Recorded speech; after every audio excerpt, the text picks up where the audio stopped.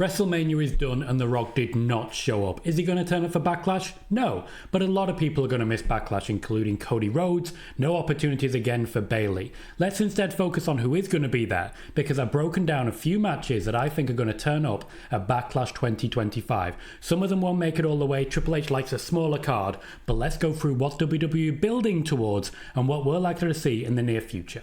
Let's start hot with the tribal chief. He no longer has himself a wise man, but he still has friends in the business. One of them is not CM Punk, and yet that's the tag team partner I kind of expect him to have, because the enemy of my enemy is my friend. And who better to be the enemy of the enemy of than Seth Rollins and newly aligned Bron Breakker. I can see a Seth Rollins and Bron Breakker versus Roman Reigns and CM Punk match with Paul Heyman in the corner of Rollins and Breakker. Now we know that we are three of the top stars in the business, but what we're not recognizing here is that the fourth one is going to be skyrocketed by this.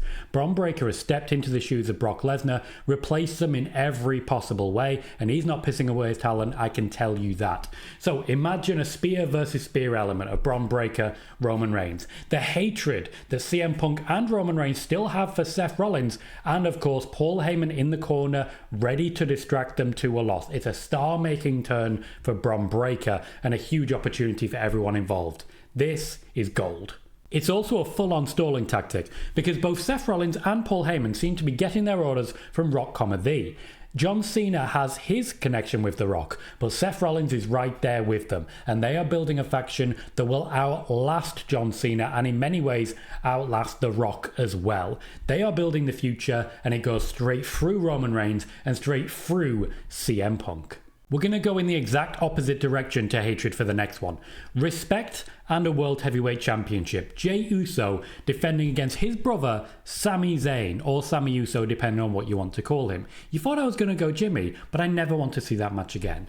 Sami Zayn was the first to congratulate Jey Uso, and Sami Zayn may well have signed a new contract in order to pop up, because he certainly didn't have a new contract a couple of weeks ago, and negotiations were ongoing to see if he'd even be here post WrestleMania. It ran out in February, which is when he started taking some time off. Here he is back. So I think Sami Zayn versus Jey Uso is a great start to a championship reign. A match that ends with a handshake after Jey Uso retains, puts Jey Uso further on the map as a big time winner, but also further establishes Sami Zayn as a guy who can compete for World Heavyweight and Undisputed Championships in the near future. I do think Sami Zayn versus John Cena might still happen, and I do think the draft will separate Jey Uso and Sami Zayn, but for this brief time, for Backlash, give me Jey Uso versus Sami Zayn just as a way of saying, hey, well done the two of you.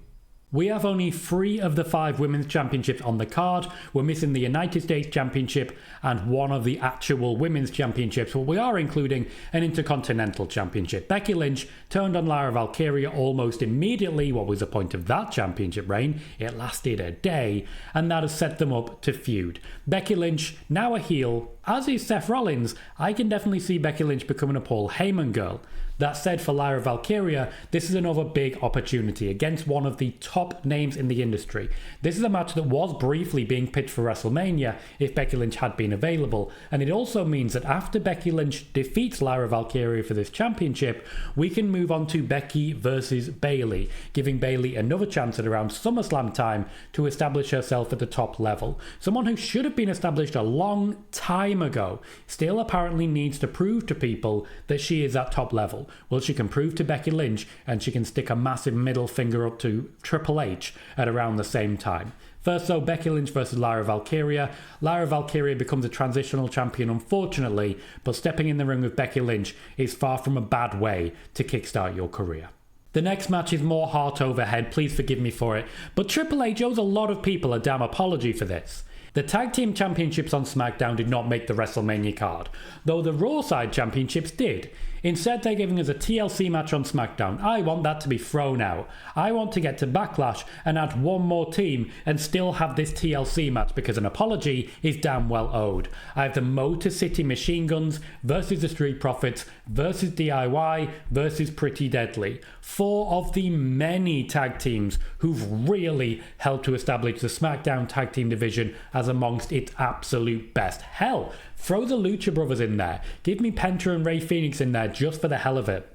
You know this will be carnage. You know this will be very watchable. And for me, personally, I'm going the route of Pretty Deadly having a championship reign. Why not? We're playing a bit of hot potato because we're establishing a tag division amongst the best in the world here on Smackdown, and I want to see them get their opportunities before the draft happens and all of these teams who've built up so much have to go in different directions. Before we get Motor City Machine Guns versus New Day, before Pretty Deadly unfortunately get lost in the shuffle and replaced by the War Raiders, before we have to sit through Street Profits and War Raiders but actual wrestling matches instead of the glorious time they had during the pandemic. That was an amazing time. Give me TLC, give me Carnage, and Jesus Christ, Tommaso Ciampa, grow your damn beard back, you look too odd. A women's tag team championship match now, but not for the tag team championships. Instead, this is a two-way grudge match. I have Rhea Ripley and Jade Cargill against Bianca Belair and Naomi, and yes, that means I have Bianca Belair turning heel against Rhea Ripley in the weeks to come.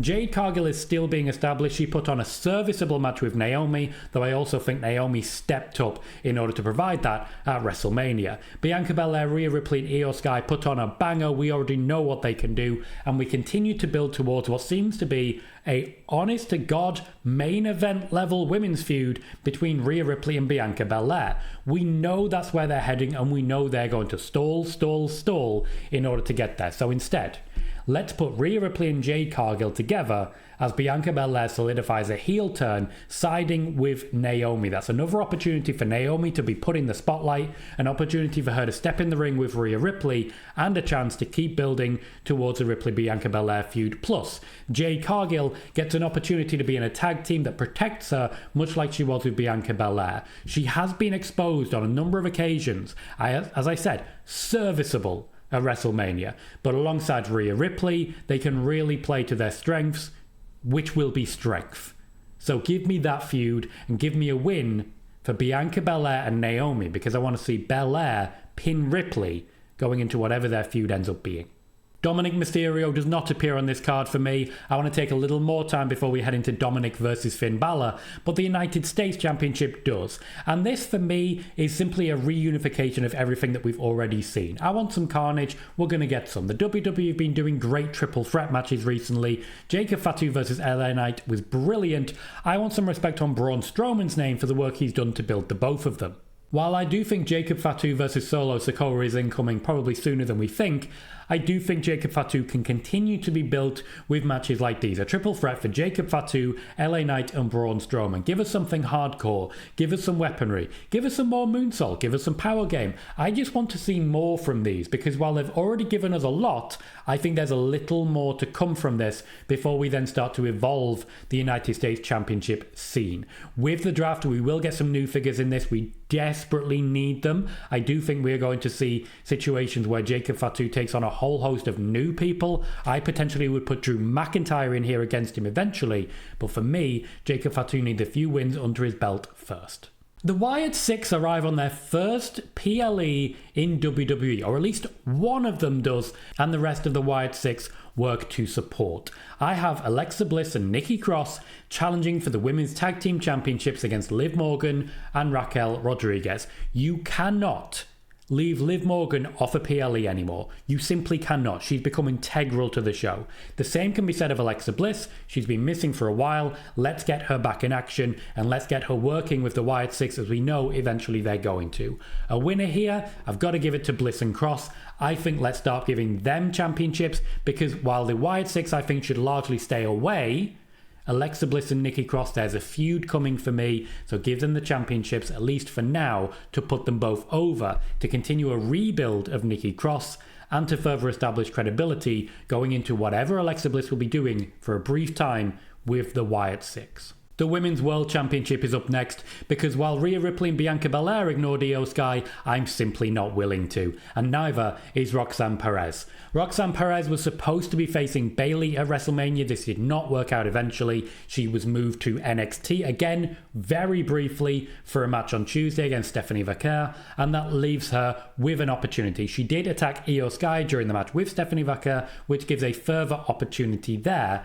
So I think Roxanne Perez versus Io Sky written in the stars already. You want Roxanne Perez to show what she can do. Io Sky will let her do that without necessarily being threatened. Io Sky can still comfortably win a championship match, beat Roxanne Perez because it's not her debut, but you can't be expected to immediately win those levels of championships.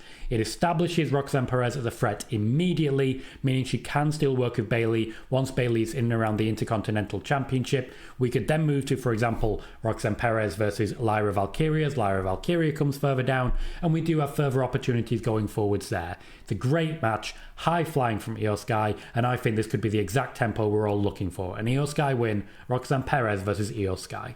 That leaves us with a main event that is already set in stone for Backlash, because Backlash is taking place in the home of Randy Orton, St. Louis, Missouri. Randy Orton will renew rivalries with John Cena, the current reigning WWE Not Undisputed Champion, after winning it from Cody Rhodes. In fact, for me, Cody Rhodes takes some time off here, and John Cena does the rounds. He takes on Randy Orton, we have a few days building to that, and then after Backlash he takes a break until around SummerSlam time when he has a new opponent to face off with who's on the way up. Personally, I think CM Punk might be the one. On the way up is certainly stretched there, but I do think we get top-level feuds: John Cena, Roman Reigns, John Cena, CM Punk, and John Cena, Randy Orton starting here. Joe Hendry versus John Cena is in the plan. Joe Hendry versus Randy Orton went exactly as we expected it to, with Hendry still nursing an injury. I don't see Randy Orton winning this, even though it's in his hometown. You know how the WWE works. If you're in your hometown, you're guaranteed to lose. But John Cena and Randy Orton have delivered some absolute classics and some absolute stinkers. So if this is going to be the final one, let them ride out into the sunset on a high. For more information as to what happened with The Rock and where he was, click the video on screen now where I detail everything that happened between Travis Scott taking the place of The Rock at WrestleMania.